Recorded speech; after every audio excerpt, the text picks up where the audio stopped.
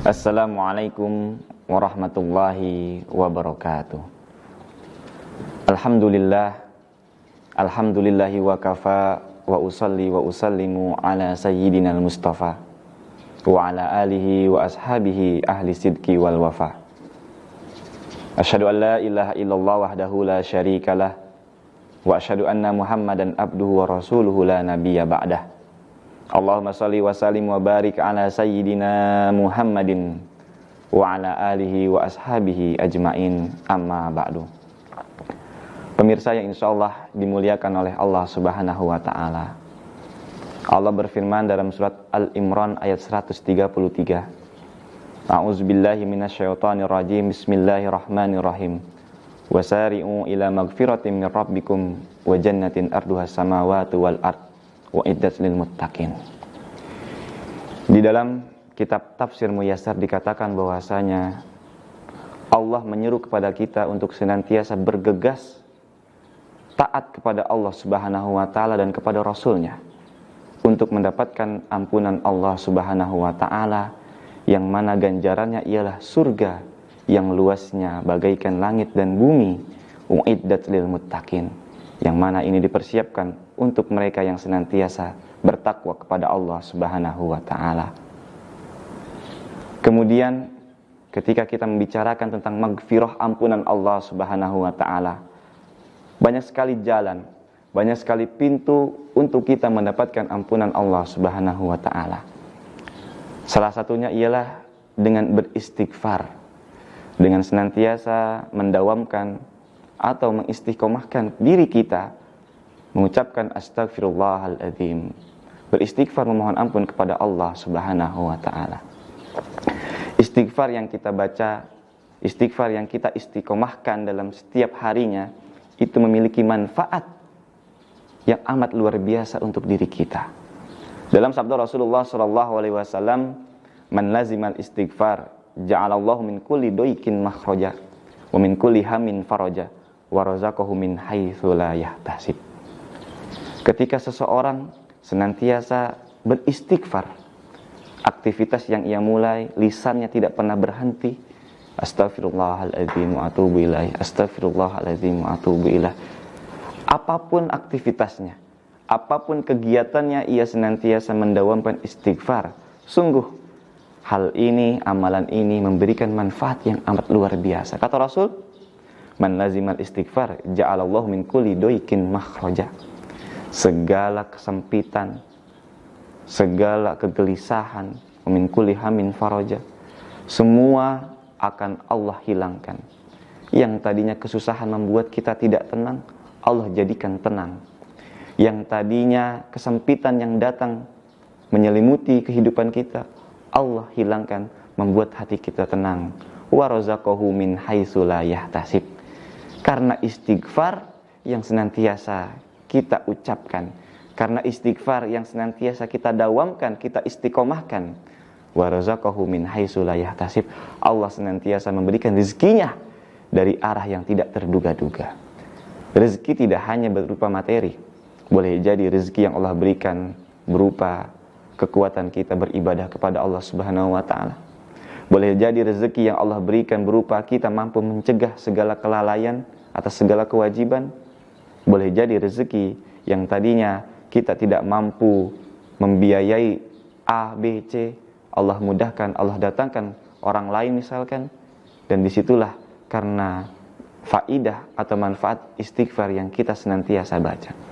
Ada kisah yang sangat masyhur, bahwasanya Imam Ibnu Hanbal atau Imam Hambali yang kita kenal, salah satu imam mazhab yang muktamad, di akhir hayatnya beliau entah bagaimana hati ingin melakukan perjalanan yang amat jauh, tidak ada janji dengan orang.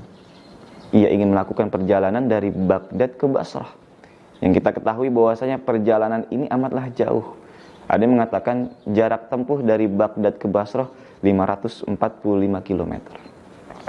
Dari sini Imam Ibnu Hanbal ketika sampai di Basrah melaksanakan sholat isya di suatu masjid dan ia merasa lelah. Setelah sholat isya ia berbaring di dalam masjid, hendak istirahat, datang seorang marbot membangunkannya. Wahai syekh, wahai tuan, mohon maaf, tidak diperkenankan untuk tidur di dalam masjid. Zaman dulu belum ada sosial media. Zaman dulu belum tahu muka Imam Ibnu Hanbal itu seperti apa. Bahwasanya Imam Ibnu Hanbal ini ulama besar. Karena mereka tidak tahu wajahnya seperti apa, hanya nama yang terkenal. Akhirnya syekh ini pun mengusir Imam Ibnu Hanbal. Dan amatnya luar biasa Imam Hanbali ini tidak mengatakan dirinya bahwasanya saya adalah ulama besar. Yang dikatakan oleh Imam Hanbal apa? Saya adalah seorang musafir yang ingin melaksanakan yang ingin istirahat dan melanjutkan perjalanan. Namun marbot masjid pun menyuruhnya untuk keluar. Imam Ibnu Hanbal keluar, istirahat di teras masjid. Marbot masjid pun datang kembali dan mengusirnya. Wahai syekh, di dalam masjid pun tidak boleh, di luar pun juga tidak boleh. Ada diriwayatkan bahwasanya Imam Hanbal ini didorong sampai ke tengah jalan.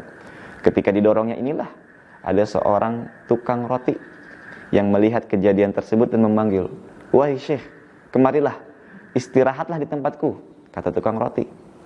Saya memiliki tempat yang tidak begitu besar namun layak untuk dijadikan tempat istirahat. Imam Hanbali belum memperkenalkan dirinya, mencoba istirahat di tempat tukang roti tersebut. Melihat tukang roti menaruh gula, astagfirullahalazim, menaruh tepung, astagfirullahalazim. Imam Hanbali merasa aneh sampai terdetik di dalam hatinya dan mengatakan, wahai tuan, aku melihat setiap pergerakanmu selalu mengucapkan astagfirullahalazim, astagfirullahalazim. Seberapa lama kamu melakukan ini? Kata tukang roti, saya berdagang roti ini sekitar 30 tahun. Berarti selama itu pula saya membiasakan beristighfar. Kata Imam Hanbali, apa yang kamu dapatkan dari istighfar yang kamu senantiasa dawamkan ini? Kata tukang roti, segala kebutuhan, segala keinginan, segala hajat yang ada di dalam hati saya, ataupun segala kebutuhan kehidupan saya, Allah kabulkan, kecuali satu. Kata Imam Hanbali, apa itu yang belum diijabah oleh Allah Subhanahu wa ta'ala?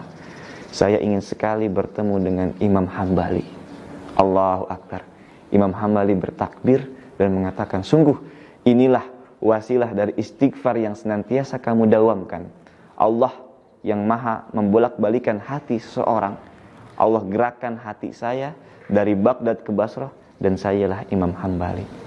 Dari sini kita melihat bahwasanya istighfar yang senantiasa kita dawamkan memiliki manfaat yang amat luar biasa.